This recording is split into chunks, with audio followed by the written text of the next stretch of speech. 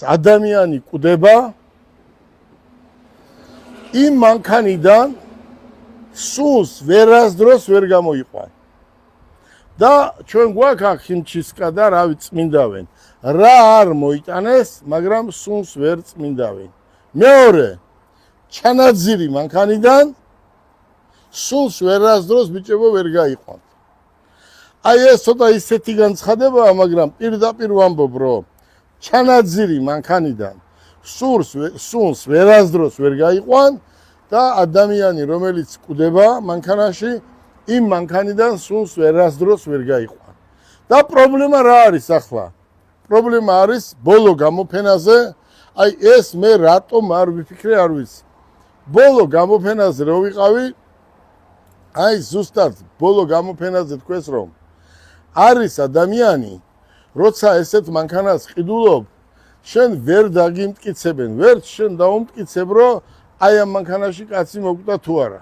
ახლა მანქანის ცხვირი დუბაისიდან მოტანილია და უკანა მხარე ამერიკიდან მოტანილი, ხო? შეერთეს აგერდა ღმერთმა იცის, ალლაჰმა იცის, რა იყო იმ მანქანაში, ხო?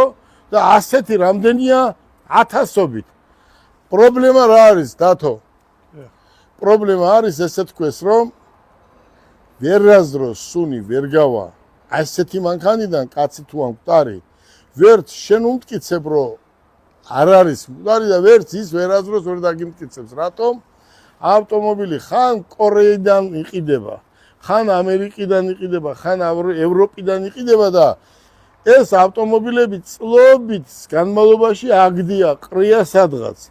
მერე ყიდულობენ თქვა დაბალ ფასებში, არემონტებენ კიდევ წლების განმავლობაში და მინდა მთელმა მოსახლეობამ იცოდეს და ვისაც ყავს ასეთი მანქანა და ვისაც თავი ტკივა.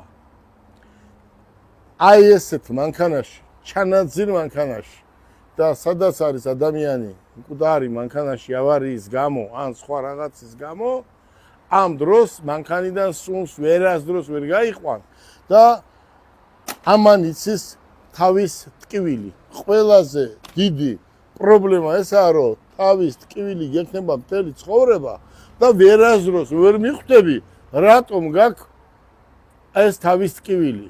რატომ გაქვს, კაცო, ახალგაზრდა კაცს რატომ უნდა კონდეს ესეთი წნევა, ხო?